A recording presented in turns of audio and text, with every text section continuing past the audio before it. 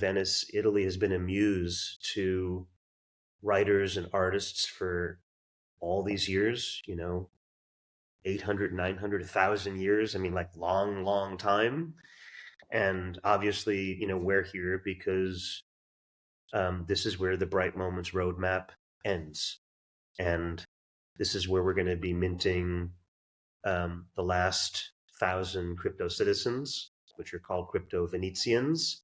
This is where we're going to be minting the Finale project, which I'll share more about.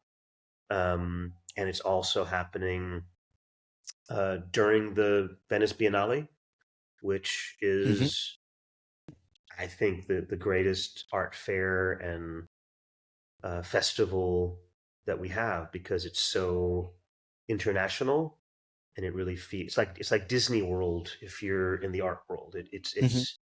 It's exciting. It doesn't feel like it's just a scene. There's some of these art fairs, it's like you go to be seen or you go to a party.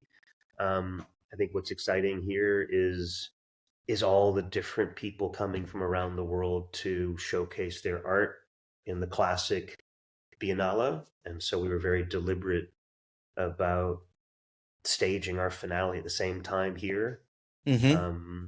Because in a way, Bright Moments is an international community of artists, mostly generative artists and AI artists, who are coming together for this final gathering to um, share time with each other, to reflect upon the last 3 years of Bright Moments, and to share some new work, with each other and with our collectors.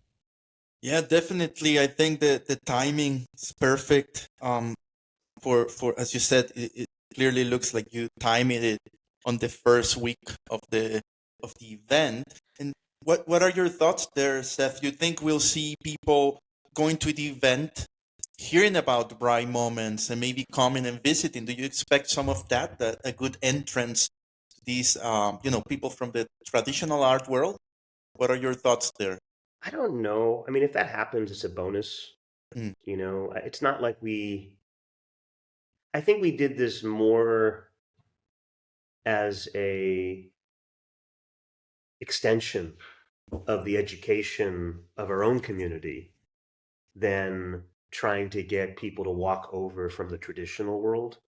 Like if I think about where we started in Venice Beach, and then New York, and then um, Berlin, every step of the way, I think we tried to up our game in terms of cultural awareness, in terms of our own technology, in terms of the artists we're working with, in terms of um, just our own kind of sophistication in terms of doing what we're doing and putting on really interesting experiences. And so I think from London to Mexico, I think Mexico was really where we um, really opened up this idea of workshops and panels. And we did, hands-on workshops with Casey Rees and Zach Lieberman. And we did a panel with conversation with Ganbrud and Sofia Crespo about AI art. So that was Mexico City. And then we followed that up in Tokyo. Okay. Um, and then Tokyo to Buenos Aires, and Buenos Aires to Paris. And so I think we've been on this journey to um, to discover and celebrate digital art together in places where there's a lot of traditional culture, right? And I think we felt that in Paris a couple months ago. It felt really good. It felt like that gallery was full of people, and they were All the all time. people that we All the knew. time. And it wasn't a bunch of traditional art people who walked in. If they came, great, but we didn't need them.